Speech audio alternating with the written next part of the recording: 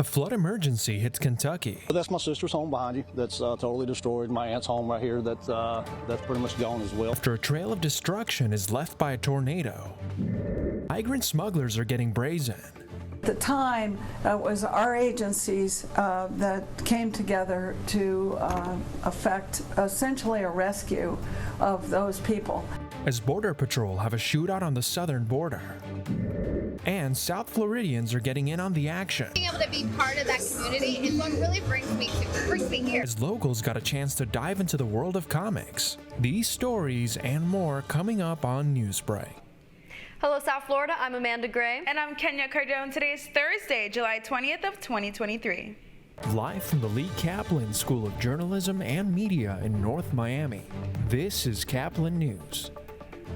Catastrophic heat just keeps on coming as Miami-Dade commissioners set new safety standards for outdoor workers while the rest of the country recover from deadly storms. Kentucky is one state facing the brunt of the bad weather ravaging the country. As Caplin's Leanne Abu-Tarbush reports, catastrophic conditions are causing a state of emergency.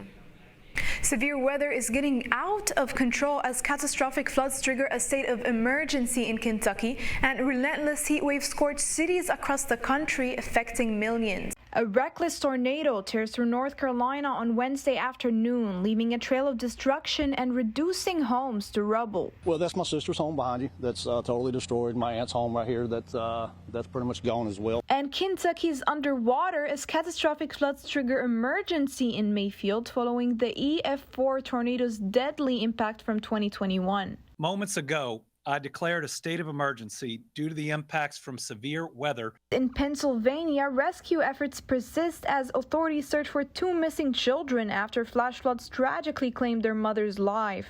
We ask that everybody stay away from the flood zone. And with over 70 million people sweltering under heat alerts, cities like Phoenix and El Paso face relentless temperatures surpassing 100 degrees. It's like being in the kitchen on Thanksgiving with all the ovens and the stoves going. Here in South Florida, Miami-Dade is taking steps to protect outdoor workers during nearly a 40-day heat wave. While controlling the weather remains beyond our reach, we can protect ourselves from extreme heat through vital precautions. In the control room, I'm Leanne Abu-Tarbush reporting for Caplin News. As temperatures continue to skyrocket this summer, your body isn't the only thing you need to keep cool. As Caplin's Carlos Carrillo reports, these record highs can have a damaging effect on your car too. The big fan keeps the mechanics cool as they repair cars conked out during the hot weather. The biggest fear? An engine that needs to be replaced like this one. The owner didn't realize the radiator was leaking. If you don't pull over when it starts showing signs of being hot, it doesn't take very long at all, and it's going to end up causing serious, irreversible damage to the engine. Pheasant says check your gauges as they will tell you if the temperature outside is taking a toll under the hood. Make sure your car has sufficient coolant. 3 to 5 years is a lifespan for a battery. This battery here, you can tell. The heat can really put stress on your battery, so much so it may need to be replaced when the winter comes around. Typically a battery goes bad in the summertime with all of the heat, and what happens is the battery will boil. It creates a gas that comes out of there which actually looks like a liquid on the surface of the battery, and then the battery becomes evident in the wintertime that it's bad. With an air conditioner inside the cab, check the cabin air filter. This is what a clean one looks like. This is what a filter looks like after condensation works on it. Pheasant says mold spores can develop, especially as you run the air conditioner. You may be breathing in more than just air. Simple hot weather precautions taken now will help keep your car out of the mechanic shop or stranded on the side of the road in uncomfortable heat. Caplin News, Carlos Carrillo. Trouble caught on camera at the southern border. As Caplin's Juliana Restrepo reports, migrant smugglers and border agents get into a shootout. Show me your head! Babe. No, show me your head! Both hands out the window! Both hands out the window! Show me your head! This is what deputies were yelling moments before they exchanged gunfire with a driver in Las Cruces on Sunday. Authorities say the man led deputies on a chase onto Del Rey Boulevard and Settlers Pass when the driver opened fire on them. Doña Ana County Sheriff Kim Stewart says that 2 police units noticed a truck pulling an open trailer with a blown-out tire near a Circle K and attempted to stop it. The driver did not stop as sparks are seen flying from one of the tires. These speeds that this driver is reaching now, between here and where the stop is made, he's reaching up to 70 miles an hour. And it's remarkable, frankly, that rim held up as long as it did. Dash cam footage shows the moment the truck stops. Stewart says Border Patrol notified deputies that people were hiding under traffic barrels housed inside the open trailer. In this dash cam footage, you can see one of the barrels move and a head peeking out from inside. The driver can also be heard saying he has a gun and threatened to kill himself. He said he's got a gun. Show me your hand! Show me your hand! So the driver isn't being compliant, but the people in the bed are raising their hands. Stewart says the Las Cruces Police and Doña Ana County Sheriff's deputies tried to get the people inside the trailer to safety. She says 9 minutes after the truck stopped, the sheriff says the suspect fired at least 1 round. She says officers fired back, injuring the driver. The man driving the truck was taken to an area hospital where he later died. Another woman was injured and also taken to the hospital and was released that same night. At the time, it was our agencies that came together to effect essentially a rescue of those people in the trailer. There were 13. The sheriff's office says the incident is still under investigation. They could not confirm why those 13 people were inside the trailer, but said Border Patrol is looking into the matter. A controversial set of Black history standards is in place this morning after a meeting of Florida's Board of Education. Yesterday's meeting in Orlando featured a remote appearance by NAACP President Derek Johnson. The new K-12 standards include teaching not just about violence against African Americans, but also violence by African Americans. The standards also include teaching that slaves developed skills that in some cases could be used for their personal benefit. This morning, a new case of malaria has been reported in Sarasota County. It had been 20 years since the United States saw the serious and sometimes deadly disease be locally transmitted. This recent case marks the 8th malaria case in the country this year alone, with 7 of them being in the state of Florida. Although the number may be low, the Florida Health Department has advised residents to use bug spray and wear long sleeves and pants when going outside. $800,000 this morning for a Broward County family after a jury makes a decision in a Chicken McNugget burn lawsuit. A juror yesterday found that franchisee acted improperly in the August 2019 incident.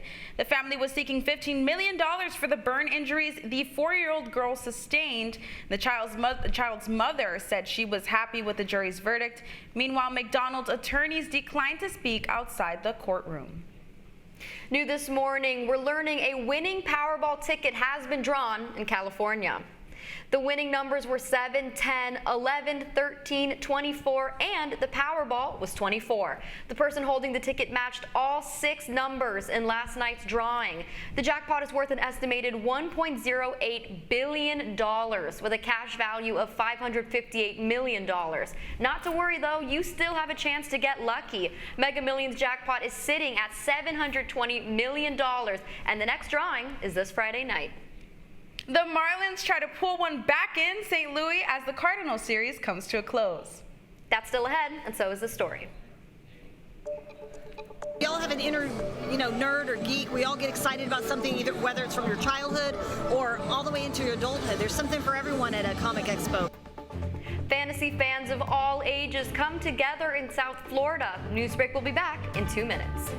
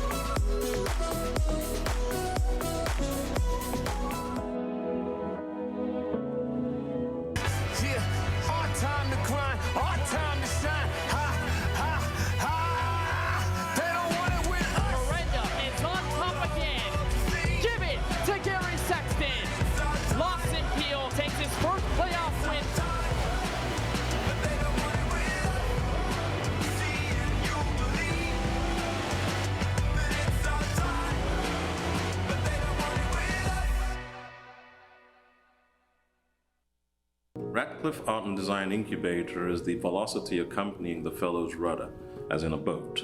Unless there is movement or action, the planned direction is of little consequence. We encourage the creative ideas into action, and from the experience of doing, we critically assess the feedback, adjust, and set out to rediscover the potentialities of an entrepreneurial mindset.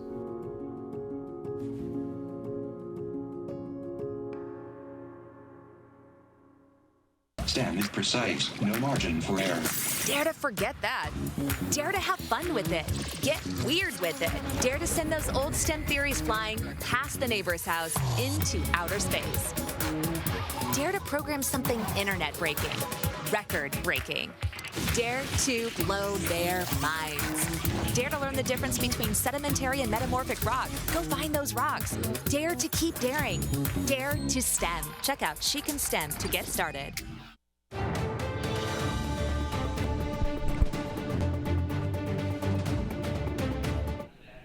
Comic fans get to live out their fantasies as a local comic fair brings some more summer fun. Comic fans of all ages had a chance to connect in South Florida. As Caplin's Rafael Hernandez reports, a local comic expo brings the latest in sci-fi worlds. Comic-Con, WonderCon, SuperCon, these massive events draw people from all over to celebrate fandom and pop culture. And here in the Miramar Cultural Center, the city's own Comic Expo keeps that celebration going. The Miramar Comic Expo is an annual event that brings superfans in the community together under one roof, giving them a chance to pick up a new comic book, show off their cosplay skills, or watch events on the theater stage.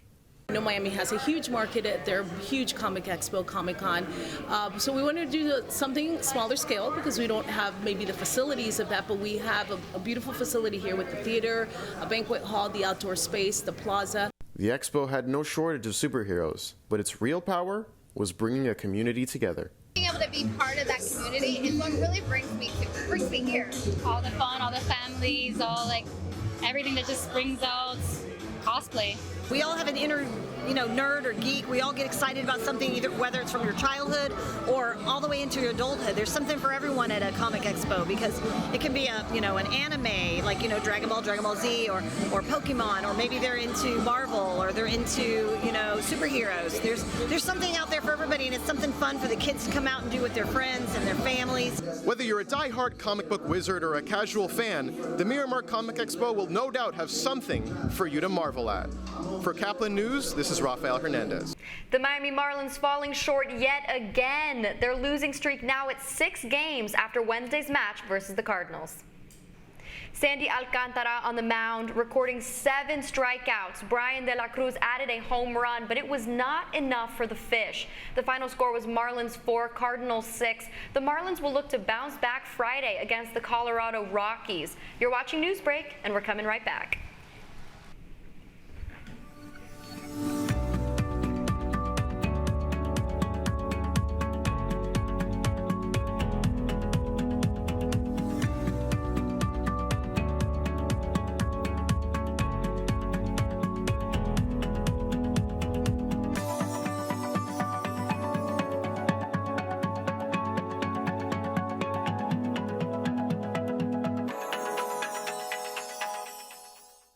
See us dream. See us remember. See us protest. You matter. Your feelings matter. Your identity matters. Everything about who you are matters. See us fight back. See us rebuild. See us shatter stereotypes. See us inspire. See us united.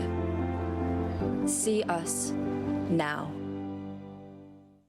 There are 16 million children struggling with hunger in America.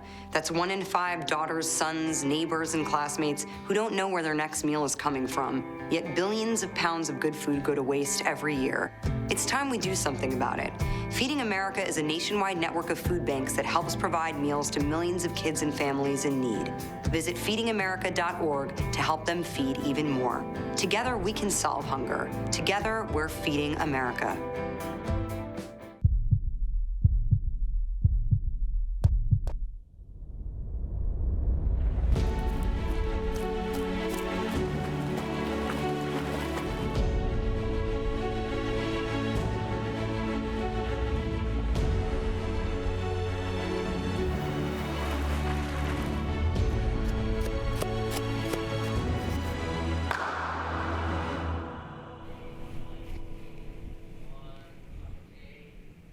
Well, that's all the time that we have for Newsbreak. I'm Kenya Cardone. I'm Amanda Gray. Get more news anytime at caplinnews.fiu.edu.